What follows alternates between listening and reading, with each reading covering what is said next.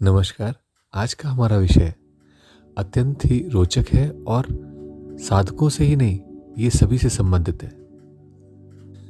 सारी मानव जाति की प्रारंभ से आज तक की जो समस्या है वो मूलतः मन से संबंधित है कि मन कैसे शांत हो। मन में इतने विचार उठते रहते हैं, ऊहापोह होता रहता है हर समय, हर क्षण, हर पल। क्या ऐसा कुछ है जिसके माध्यम से इसे ऑर्गेनाइज किया जा सके? इसके जो हमें लाभ है, जीवन के लक्षण जो हमें दिखते हैं, जो हमारे अंदर क्रिएटिविटी, रचनात्मकता बनी रहती है, वो बनी रहे और साथ ही साथ हम मन के इस जाल से, मकर जाल से मुक्त हो सके। क्या ऐसा कुछ किया जा सकता है? क्या ऐसा कुछ हो सकता है कि हमें मानसिक शांति की प्राप्ति हो, हम उलझे हुए ना रहें? और जब कोई व्यक्ति इस मार्ग को खोजना चाहता है तो ये ढूंढता है कि क्या कोई ऐसा सरल उपाय है जिसके माध्यम से स्वतः ये जीवन में संपन्न हो सके, संभव हो सके। ऐसा कुछ किया जा सकता है जिसके माध्यम से हमारा मन स्वतः शांत होने लगे या हम उसकी ग्रिप से बाहर आने लगे, मुक्त होने लगे। तो वो व्यक्ति साधक बनना प्रारंभ करता है।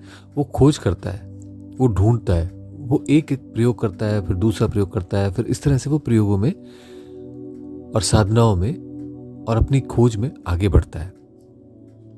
लेकिन वास्तव में मन की शांति प्राप्त करने के लिए बाहर मार्ग नहीं है, उसे अपने अंदर ही उतरना पड़ेगा। और जब वो अंदर उतरता है तो सबसे मूल जो है, जिसके कारण से ये वेवरिंग हो रही थी मन के अंदर, उस चीज तक उसे पहुंचना ही पड़ेगा।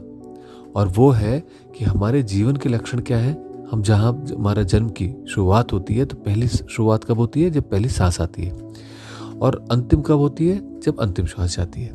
तो इस पूरे दौरान में, जिसे हम जीवन कहते हैं, एक चीज जो सदा बनी रहती है, वो है श्वास प्रश्वास का आना जाना। तो क्या ये मन की शांति अशांति श्वास प्रश्वास से भी संबंधित हो सकती है? तो इसे समझने का प्रयास करते हैं। जब भी हमारे अंदर श्वास प्रवेश करती है, वायु प्रवेश करती है, तो वायु का दबाव हृदय में हो, फेफड़ों में, चेस्ट में, पेट में, वो बदलता है और वो फिर पूरे शरीर में डिस्ट्रीब्यूट हो जाता है, बंट जाता है। तो इसका अर्थ क्या हुआ कि वायु का दबाव एक बार श्वास के साथ बढ़ जाता है और उसी को ही फिर वापस प्रश्वास के साथ उस दबाव को कम किया जाता है, बैलेंस कर लिया जाता है। ये शरीर स्वतः ही करता रहता है। लेकिन इस दबाव के परिवर्तन होने से शरीर में ऊर्जा के प्रवाह पैदा होते हैं और ये ऊर्जा का जो डिस्टरबेंस है, हिलना है, मूवमेंट है, इसके कारण से हमारे ब्रेन में, मस्तिष्क में एक प्रकार के स्पंदन पैदा होते हैं, इसे कहते हैं ब्रेन वेव। अब आप कहेंगे कि ऐसा कैसे हो सकता है ऊर्जा के द्वारा ये जो स्पंदन पैदा हो जाए? ऊर्जा ही स्पंदन है। एक वैज्ञानिक हुए हैं जर्मन में, मैक्स प्लैंक। उन्होंने कहा है E is equal to H nu. E का मतलब हो गया एनर्जी, न्यू का मतलब हो गया फ्रीक्वेंसी, यानी कि ऑसिलेशन, यानी कि स्पंदन। तो जो ऊर्जा है वो स्पंदन से सीधी जुड़ी हुई है और ऐसे में वो स्पंदन हमारे ब्रेन में ब्रेन वेव कहलाते हैं। अब ये हमारे को सुनाई तो देते नहीं है क्योंकि 20 हर्ट्ज से नीचे के होते हैं, लेकिन ये हम परसीव कर सकते हैं। और ये जो परसेप्शन है, हमारा ब्रेन का जो गुण है, उसके माध्यम से उसे हम परसीव करते हैं अपने जैसे संसार में। और इसलिए हमारे को बहुत कुछ दिखाई देता है। ये हो गया, वो हो गया, ऐसा नहीं हुआ, वो वहाँ भाग रहा है, ये यहाँ चल रहा है, इसने मेरी बात मान ली, इसने मेरी बात नहीं मानी। ये सारी ऊहापोह हमारे अंदर लगी रहती है। लेकिन क्या ब्रेन वेव्स आवश्यक नहीं है? बिल्कुल आवश्यक है। तो फिर ऐसा क्या किया जाए कि ये ऊहापोह वाली अवस्था ना रहे, बट ब्रेन वेव्स हमारे ब्रेन में रहे? लेकिन विडंबना देखिए, लोग प्रारंभ में मन को मार देना चाहते हैं, मन से मुक्त हो जाना चाहते हैं। वो बोलते हैं कि मन को किसी भी प्रकार से सप्रेस करो। क्या वास्तव में आप उसको सप्रेस करके अपने जीवन के लक्षणों को समाप्त नहीं कर रहे हैं? क्या अपने अंदर की उस रचनात्मकता, क्रिएटिविटी को समाप्त नहीं कर रहे हैं? तो इसलिए क्या ये उचित होगा जो मार्ग आप अडॉप्ट कर रहे हैं? सर्वथा नहीं। तो ऐसे में क्या करा जाए? कैसे किया जाए कि हम इस प्रकार से इस मन को, वेवरिंग माइंड को नियंत्रित कर सकें। तो अब आप एक और कीमिया को समझिए। जब भी हम किसी चीज को स्वीकार कर लेते हैं तो उससे मुक्त हो जाते हैं। तो दो ही व्यवस्था बनती है। कभी भी किसी चीज को आप देख रहे हैं तो या तो उससे लड़ते हैं, जूझते हैं कि मुझे ये नहीं चाहिए, इसे हटाओ, या फिर उसे अगर एक्सेप्ट कर लेते हैं तो वो अपने आप हट जाती है। जरा अनुभव कीजिए, अपने जीवन पर में रिफ्लेक्ट करके देखिए, कई सारे ऐसे इंस्टेंसेस मिल जाएंगे जहां पर आपने उसको एक्सेप्ट कर लिया सिचुएशन को, और वो जितनी भयावह हो सकती थी या जो उसका प्रभाव हो सकता था वो समाप्त हो गया। और जब तक आप उससे जूझते रहे, आप अपने आप में परेशान बने रहे, क्योंकि आप स्वयं से स्वयं युद्ध नहीं कर सकते। तो इसका अर्थ क्या हुआ? इससे हमें एक और मार्ग मिला, और वो ये मार्ग मिला कि अगर हम मन की इस ऊहापोह को, मन को, उसकी चंचलता को, उसको एज इट इज एक्सेप्ट कर लें, तो हमारे कुछ अवसर बनते हैं कि हम उस मन से ट्रांसेंड कर जाएं, उससे परे चले जा सकें, ताकि जैसे हम उससे परे होंगे तो मन हमारे लिए एक अंग के मात्र रह जाएगा। और अंग का बोले तो जैसे हाथ है, जैसे पैर है, जैसे सर है, आंखें हैं, कान है, ऐसे मन भी होगा। तो वास्तव में मन हमारे अस्तित्व का एक अंग है, और उस अस्तित्व के इतने महत्वपूर्ण अंग को हम ढीला कैसे छोड़ सकते हैं? वो हमें पूरी तरह चाहिए, और अपनी पूरी क्रिएटिविटी के साथ चाहिए, पूरी चंचलता के साथ चाहिए। और यही परिवर्तन साधना की हमारा जो मार्ग है, हमारी गति है और दृष्टि है, उसको बदल देता है।